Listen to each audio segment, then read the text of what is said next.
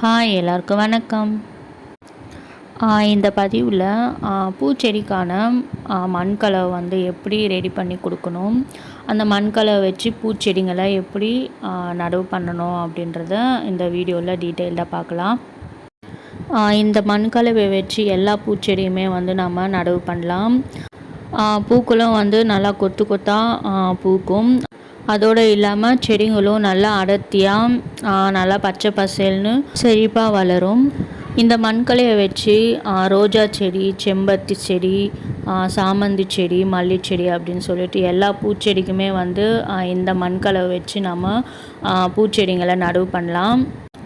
இப்போ நீங்கள் இந்த வீடியோவில் பார்த்துட்ருக்க செடி எல்லாமே இந்த மண்கலையை வச்சு தான் நான் இந்த செடிங்களை நட்டது. இப்போது எப்படி நல்லா வளர்ந்துருக்கு பாருங்கள். பொதுவாகவே வந்து எல்லோரும் சொல்கிறது என்னென்னா, ஒரு பங்கு மண், ஒரு பங்கு உரம், ஒரு பங்கு கோகோபீட் அப்படி வச்சு தான் வந்து செடிகள் நடவு பண்ணணும் அப்படின்னு சொல்லிட்டு. ஆனால் என்னை பொறுத்த வரைக்கும் நான் சொல்கிற மெத்தடில் நீங்கள் பூச்செடிங்களை மட்டும் வச்சு பார்த்தீங்கன்னா ரொம்ப நாளைக்கு வந்து பூச்செடிங்க செழிப்பாக வளரும். நம்ம அடிக்கடி வந்து அந்த தொட்டி மண்ணை வந்து மாற்ற வேண்டிய அவசியமே இருக்காது.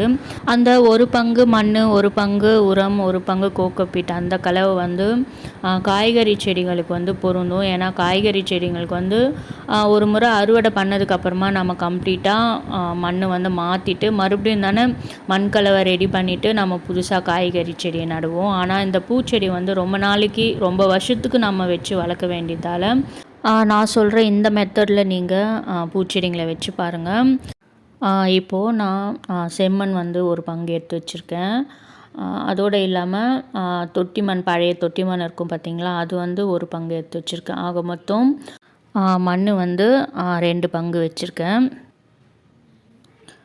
அதுக்கப்புறம் இது வந்து தொழு உரம், ஆட்டு சாணமோ இல்லை மாட்டு சாணமோ இல்லை கிச்சன் கம்போஸ்ட் எதுவாக இருந்தாலும் உரம் வந்து ஒரு பங்கு எடுத்துக்கோங்க.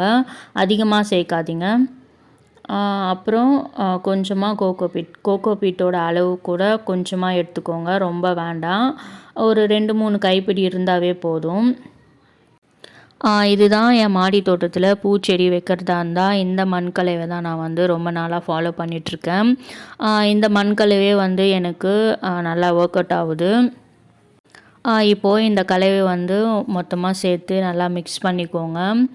நல்லா மிக்ஸ் பண்ணினா தான் மண், அந்த உரம், கோகோபீட் எல்லாம் வந்து மிக்ஸ் ஆகும்.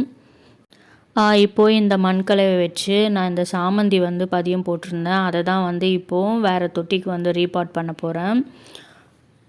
இது வந்து 12 இன்ச் பாட்டில் தான் வைக்க போகிறேன். அடியில் வந்து நிறைய ஓட்டைங்க இருக்கும்ல, அதெல்லாம் வந்து கல் வச்சு மூடி வச்சுடுங்க. அப்படி இல்லைன்னா நம்ம தண்ணி ஊற்றும் போது மண் வந்து கீழே போயிட்டே இருக்கும். இப்போது அந்த தொட்டியோட அடிப்பகுதி இருக்குது பார்த்திங்களா, ஒரு 1/4 அளவுக்கு சாதா மண், தொட்டி மண்ணோ இல்லை தோட்டத்து மண்ணோ, அதில் வந்து எந்த உரமும் கலந்துருக்கக்கூடாது, அந்த மாதிரி மண் எடுத்து நீங்கள் 1/4 வந்து நிரப்பி வச்சுடுங்க.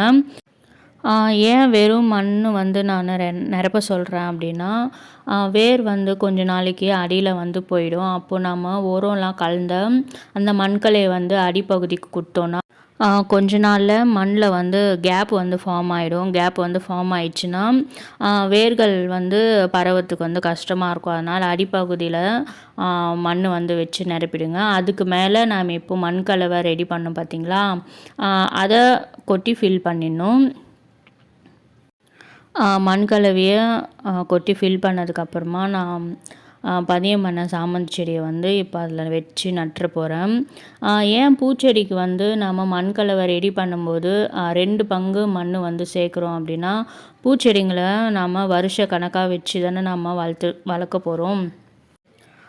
அதனால் பூச்செடியோட வேர் வந்து சீக்கிரமே அந்த தொட்டி ஃபுல்லாக வந்து பரவிடும். அப்போது அந்த தொட்டி ஃபுல்லாக பரவறதுக்கு வந்து அதுக்கு மண் தான் வந்து ரொம்ப தேவைப்படும். இந்த உரமோ கோகோபீட்டோ அதிகமாக இருந்துச்சுன்னா வேர்கள் வந்து ரொம்ப பரவாது. அதோட செடியும் வந்து நல்லா செழுமையாக வளராது. அதனால தான் மண்ணோட அளவு வந்து அதிகமாக சேர்த்துக்கோங்க அப்படின்னு சொல்கிறது. இது வந்து பூச்செடிக்கு மட்டும்தான் பொருந்தும். செம்பருத்தி, சாமந்தி, ரோஸ் செடி இல்லை மல்லிச்செடி அந்த மாதிரி பூச்செடிக்கு மட்டும்தான் இந்த மண்கலவை வந்து பொருந்தும்.